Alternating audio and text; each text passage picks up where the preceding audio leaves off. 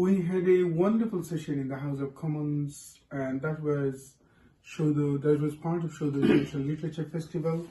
That was the finale for this year, Saudha International Literature Festival, and then we had a wonderful session on the literature and art that T M Ahmed Manzu Islam, a well-known writer, critic, academic from British South Asian heritage. He shared his way of seeking redemption and solace in writing, and he shared about his new book, Godzilla and Songbird. And as you can see, well, I read his Mapmaker of Spitalfield a while ago, perhaps a few years back. But then Burrow, that is based on the story in inner London, Song of Swampland, that is part of trilogy, and then Godzilla and the Songbird, perhaps the second one, and he's working on the third one, and that is based on purely Bangladesh and Swampland. Manzu Bhai and myself came from almost the same land. Swampland, I can see the beauty and also perhaps the poverty, and also perhaps the philosophy of the land, aesthetics of the land as well. So I am reading now Godzilla and the Songbird now, and then we look forward to hosting a book launch session on Godzilla and the Songbird, and best wishes for the next one. And essentially we'll talk about other books as well. As you can see, it came from philosophy, that is my interest area. So this is a book, in his wording, this is the only book he wrote on philosophy that is studied as part of his academic career. The Ethics of Travel from Morco Polo to Kafka.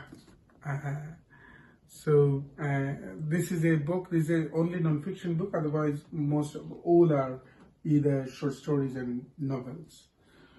So Manzu Bhai, many thanks for joining in House of Commons and sharing your own thought.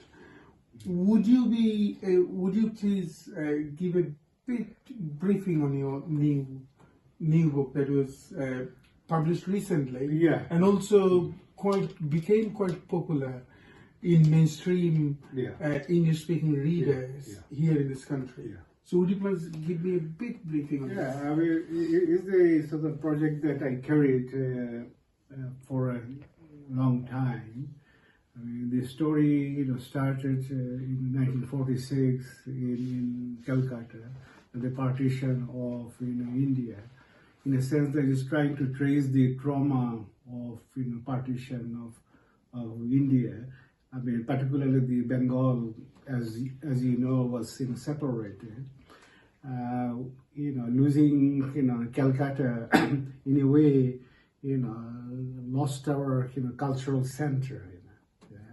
So as people say often that after the partition, East Bengal became a rural slum and West Bengal became an urban sort of slum, which is to an extent true.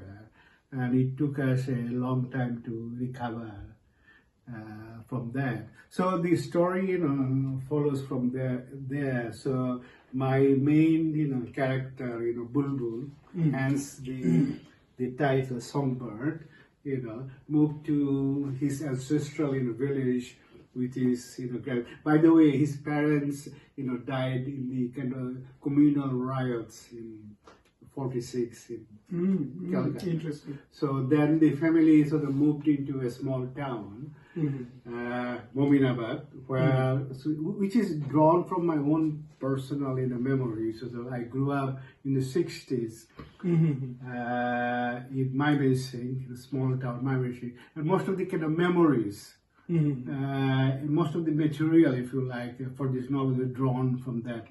Growing up in a small, provincial sort of town under the military dictatorship of General or Field Marshal Ayub Khan during the 60s. So it is the kind of the story of a young boy. On the one hand, he's becoming politicized. On the other hand, kind of growing and developing a secular consciousness. The main project of this book is to kind of to recover a kind of our organic sort of sense of if you like organic humanist culture, to argue that that is the kind of the proper legitimate art form of Bengal. So that is the kind of the main project of this. Obviously, in between that, there are lots of stories.